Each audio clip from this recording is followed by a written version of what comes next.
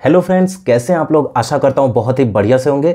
आज के इस सेशन में हम लोग जिस रेमेडी के बारे में बात करने जा रहे हैं उसका नाम है ग्लो9। ये होम्योपैथी की एक बहुत ही इंपॉर्टेंट रेमेडी है जो कुछ मेन PQRS सिम्टम देती है। पेशेंट अगर वो आपके पास लेके आता है तो समझिए ये 100% ग्लो9 का ही पेशेंट है।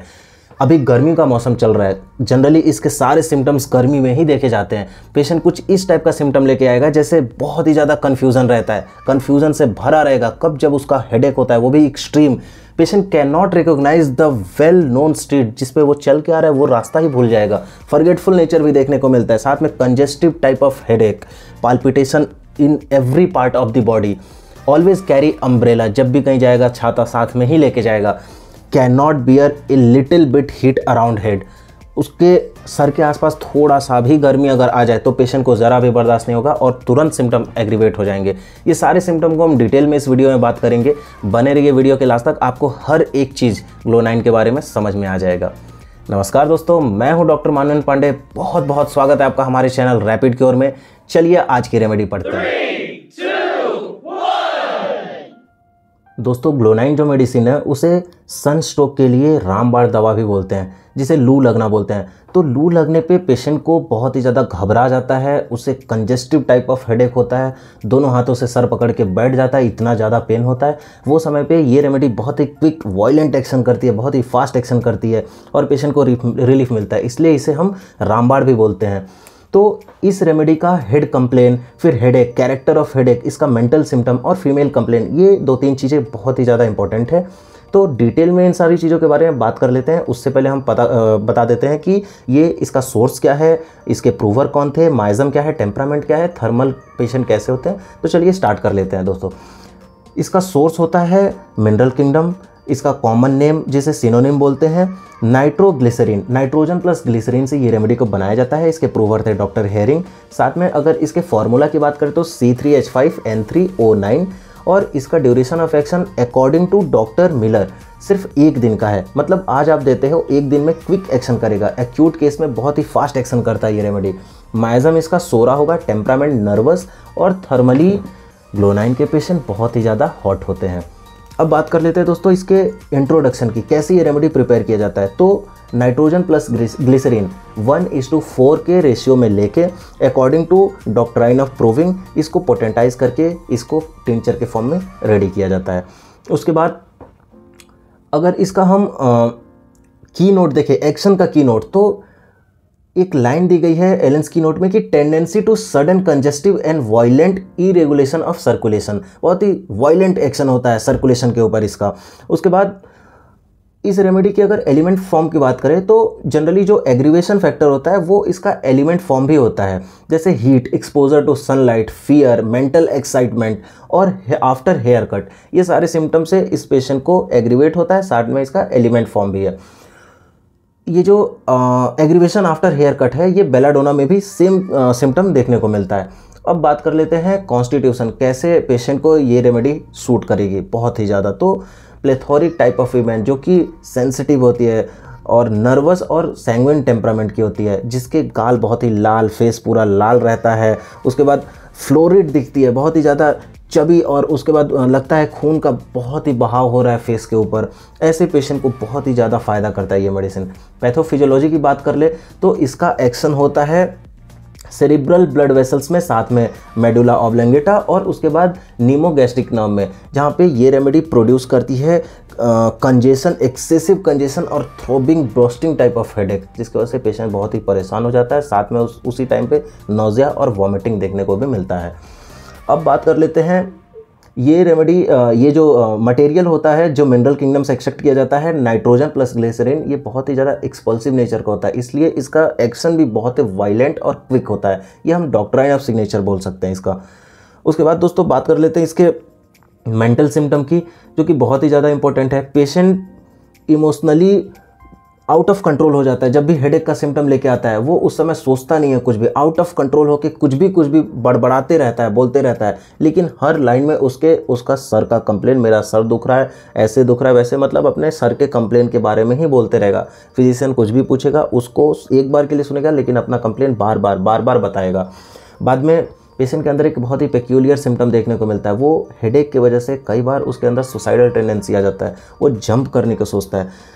पेशेंट बहुत बार अटेम्प्ट करता है जंप करने की, लेकिन विंडो से जंप करने की अटेम्प्ट करता है। फिर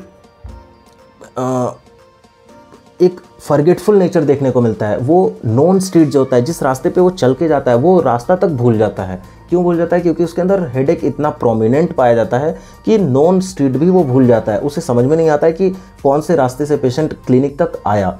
उसके बाद जब हेडेक का कंप्लेन रहता है, उसी समय थरथराने की भी कंप्लेन रहती है। पेशेंट शडरिंग होता है, उसको शडर करता है, थरथराने लगता है। ठंडी नहीं लगती पेशेंट को, सिर्फ हेडेक की वजह से ये कंप्लेन आता है। उसके बाद से उसको कई बार ये देखने को मिलता है, जो फीमेल रहती है उसके अंदर फियर रहता है, जैसे कोई उसका घर वाला या फिर बाहर वाला उसके खाने पीने के सामान में पॉइजन डाल के दे देगा, जिससे उसकी मौत हो जाएगी। तो उसके अंदर ये fear that she has been poisoned by family members और एनी कजिन्स और कोई भी रिलेटिव, जो उसको बिल्कुल हर टाइम 24/7 दिमाग में रहता है कि उसे कोई पॉइजन ना दे दे, उसे कोई मार ना दे।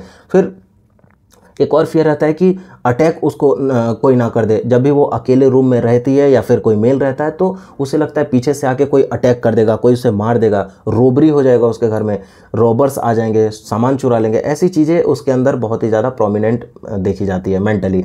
फिर जब हेडेक का कंप्लेन रहता है पेशेंट के अंदर, तो रिकग्नाइज़ नहीं कर पाता है वो।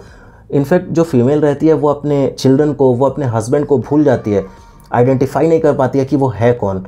तो ये फॉरगेटफुल नेचर भी देखने को मिलता है। उसके बाद अगर आप उससे बात करोगे तो अनविलिंगली बात करेगी, ज़रा भी अपने मन से बात नहीं करेगी। ऐसा लगेगा जैसे सामने वाले पे उपकार किया जा रहा है, इस तरीके से बात करेगी। लेकिन वो ऐसे उसके बात करने की इसलिए हैबिट रहती है क्योंकि वो पेशेंट परेशान रहता है हेडेक की वजह से।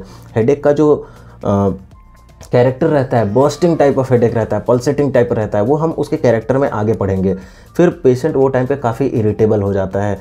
वो किसी भी चीज़ को कुछ भी नॉर्मल भी पूछा जाए तो बहुत ही चिढ़ के रिप्लाई करता है। या फिर जनरली ये सिम्टम विमेंस में पाई जाती है, जो कि प्लेथोरिक होती है। वो हर एक चीज़ चिड़चिड़ के करती है, अपने बच्चों पे चिल्लाती है, डांटती है। तो ये चिड़चिड़ाने वाला हैबिट बहुत ही ज़्यादा होता है। साथ में एक सस्पिशियस नेचर, जो मैंने आपको बताया कि पॉइजन दे के मार दिया जाए, ऐसी फीलिंग उसके अंदर आती है। ये सस्पिशियस नेचर हायोसाइमस के पेशेंट में भी देखने को मिलता है। अब दोस्तों बात कर लेते हैं इसके कुछ फिजिकल गाइडिंग सिम्टम। तो उसमें head complain, headache, character of pain कैसा होता है, ये सारी चीज़ें जान लेते हैं। तो जो हेड कंप्लेन होता है पेशेंट के अंदर, वो एग्रीवेट होता है जब भी पेशेंट एक्सपोज होता है सनलाइट में। जब उसके सर के आसपास हीट आता है, जब भी वो एक्सपोज होता है हीट में, तब उसे कंप्लेन बहुत ही ज़्यादा बढ़ जाते हैं। फिर जो भी आप देखे होंगे जो वेल्डिंग का काम करते हैं वर्कर्स, या फिर जो भी गैस लाइट का काम करते हैं, तो ऐसे पेशेंट, ऐसे जो मरीज़ होते हैं, उनके अंदर भी हेडेक की सिम्टम पाई जाती है। तो ये सारी चीज़ें जो गैस लाइट में काम करने की वजह से, एक्सपोजर टू सन या फिर exposure to any light, severe headache होता है। तो ये सारा कंप्लेन ग्लोनाइन मेडिसिन कवर करती है। उसके बाद पेशेंट थोड़ा भी बर्दाश्त नहीं कर पाता है कि अगर मान लीजिए कहीं कोई ठंडी का मौसम है या कोई भी मौसम है, उस मौसम में भी अगर कहीं आग जल रहा है, वहाँ पे अगर खड़ा हो जा रहा है पेशेंट, तो उसका गर्मी पूरे बॉडी को लगे तो चलता है, लेकिन अगर सर को लगे तो पेशेंट को जरा भी बर्दाश्त नहीं होगा, तुरंत हेडेक हो जाएगा, वो वहाँ से उठ के चला जाएगा। कई बार पेशेंट को अल्टरनेट होता है सिम्टम वो टाइम पे, congestion of head and heart. मतलब लगता है कभी सर उसका भारी भारी हो गया, उसके बाद से लगता है कभी उसका हार्ट भारी भारी लग गया, उसके बाद फिर सर भारी भारी, मतलब ये जो कंडीशन रहता है ये अल्टरनेट होता रहता है। सर कभी, फिर कभी हार्ट, कभी सर कभी हार्ट, ऐसा अल्टरनेट देखने को मिलता है। उसके बाद से पेशेंट के अंदर उसको एक अजीब टाइप की सेंसेशन देखने को मिलता है। उसको लगता है उसका ब्रेन इतना बड़ा हो गया है कि उसका स्कल छोटा पड़ रहा है। वो ब्रेन रखने के लिए इनॉर्मस हो जाता है, बहुत ही ज़्यादा बड़ा हो जाता है उसका। ऐसा नॉर्मली होता नहीं है पेशेंट का, लेकिन उसको ऐसा फील होता है, उसको आभास होता है कि उसका ब्रेन काफ़ी बढ़ रहा है, धीरे धीरे धीरे धीरे करके बढ़ रहा है, और उसका स्कल काफ़ी छोटा पड़ रहा है उस चीज़ को रखने के लिए। ये कभी इंक्रीज़ होता है, कभी डिक्रीज़ होता है। जो मतलब उसका ये जो हैबिट है बढ़ने का और घटने का, ये अल्टरनेट होता है। मान लीजिए जब भी एक्सपोज होगा सन में, सनलाइट में, तो आज उसका सिम्टम बढ़ेगा, कल सिम्टम घटेगा, आज बढ़ेगा कल घटेगा। ये सेम सिम्टम हम नेट्रम कार में भी देखने को मिलता है, और एक और मेडिसिन है कालमिया, उसमें भी देखने को मिलता है। अब इसकी बात कर लेते हैं हेडेक की। उसका कैरेक्टर कैसे होता है? तो थ्रॉबिंग टाइप ऑफ पेन होता है, throbbing pulsating type of headache होता है उसको। पेशेंट को जब पेन होगा अपना दोनों हाथ ऊपर करेगा और हेड को ऐसे दाब लेगा और तब तक दाबे रहेगा जब तक उसका पेन आराम ना मिल जाए। तो पेशेंट को प्रेशर से बहुत आराम मिलता है। दोनों हाथों से जब पेशेंट अपने हेड को ऐसे दाबा रहता है तो बहुत आराम मिलता है। पेशेंट को नींद नहीं आती है। वो जब भी सोने जाता है तो सोते टाइम उसको एक और कैरेक्टरिस्टिक सिम्टम यहाँ देखने को मिलता है। उसे लगता है कि जो पिलो है वो उसे मार रहा है, तकिए पे सर नहीं रख सकता, तकिया उसे मार रहा है, ऐसा उसे सेंसेशन होता है, जो कि कितना सॉफ्ट होता है। लेकिन उस केस में पेशेंट को हेडेक जो रहता है तब तकिया से भी उसको डिस्टर्ब होने लगता है, पिलो उसे जरा भी बर्दाश्त नहीं होता है। फीमेल कंप्लेन की अब बात कर लेते हैं दोस्तों। फीमेल में generally menses, during menses, after menses and before menses, तीनों टाइम में कंप्लेन रहता है, सिवियर हेडेक रहता है। कभी कभी पेशेंट में ये भी देखने को मिलता है कि headache instead of menses, menses उसे नहीं आते हैं और उसके जगह पे उसे हेडेक होता है। और जो प्रेग्नेंट वुमेन होती है, प्रेग्नेंट वुमेन में एक सिम्टम देखने को मिलता है, बहुत ही ज़्यादा प्रोफ्यूज यूरिनेशन होता है, साथ में हीमेचूरिया, ब्लड भी आता है यूरिन के साथ साथ। तो ये जैसे ही हीमेचूरिया होता है प्रोफ्यूज, उसके जस्ट बाद इसका हेडेक स्टार्ट हो जाता है और वो हेडेक बहुत ही लॉन्ग टर्म तक चलता है, जब तक कि 1 दिन 2 दिन 3 दिन तक वो हेडेक चलता ही रहता है। उसे कुछ बाहर से स्टिमुलेंट लेना पड़ता है, पेन किलर लेना पड़ता है, तब आराम मिलता है। ऐसे केस में अगर हम ग्लोनाइन प्रिस्क्राइब करते हैं तो बहुत ही इसका इफेक्टिव लाभ देखने को मिलेगा, पेशेंट को तुरंत रिलीफ देखने को मिलेगा। फिर इसका एग्रीवेशन और एमल्रेशन की बात कर लेते हैं। तो जब भी पेशेंट एक्सपोज होगा सनलाइट में, सन में, या फिर पेशेंट जब फ्रूट खाएगा, फ्रूट से एग्रीवेशन हो जाता है। फिर से मेंटल एक्साइटमेंट जब हो जाता है ज़्यादा, आफ्टर हेयर कट, ये सारी चीज़ों से एग्रीवेशन होता है। जनरली पेशेंट का स्टार्ट होता है पेन मॉर्निंग के 6 बजे से लेके और नून तक रहता है, ये इसका कैरेक्टरिस्टिक सिम्टम है। बाद में आराम कैसे मिलता है, पेशेंट को एमल्रेशन होता है, सो जाता है स्लीपिंग से, फिर ओपन एयर से, उसके बाद से कोल्ड एप्लीकेशन, जब भी बर्फ़ या फिर कुछ भी ठंडा चीज़ अपने हेड पे लगाएगा तो पेशेंट को काफ़ी आराम मिलेगा। अब कंपेयर करें इस रेमेडी को तो बेलाडोना से, उसके बाद स्टेमोनियम से, फेरम मेटालिकम से, मिलीफोलियम जैसे मेडिसिन से इसको कंपेयर कर सकते हैं, क्योंकि उनका सिम्टम इसके सिम्टम से मिलता जुलता है। ये बहुत ही छोटी रेमेडी है दोस्तों, लेकिन गर्मियों के दिनों में बहुत ही ज़्यादा यूज़फुल होता है। जो भी आप देखे होंगे पेशेंट को सीवियर हेडेक हो जाता है, लू लग जाता है या फिर एक्सपोज होता है कहीं भी किसी भी लाइट में, और जो दर्द होता है अनबियरेबल होता है, तो ये रेमेडी बहुत ही ज़्यादा यूज़फुल होती है। आप इसको प्रिस्क्राइब कीजिए और ये बहुत ही क्विक एक्शन करता है, तो आप 1 ml भी प्रिस्क्राइब कर सकते हैं according to severity of the case. I hope दोस्तों ये रेमेडी आपको अच्छे से समझ में आ गया होगा। अगर आपका कोई सुझाव है, कुछ अगर आपको पूछना है तो कमेंट सेक्शन में लिखिए, मैं आपको पूरी तरीके से आंसर करूँगा। साथ में वीडियो अगर अच्छी लगे तो लाइक करिए, अपने दोस्तों के साथ शेयर करिए और चैनल पे नए हैं तो सब्सक्राइब करना बिल्कुल मत भूलिएगा। मिलते हैं नए वीडियो में नए इन्फॉर्मेशन के साथ, नए रेमेडी के साथ। तब तक के लिए खुश रहिए, हेल्दी रहिए। धन्यवाद।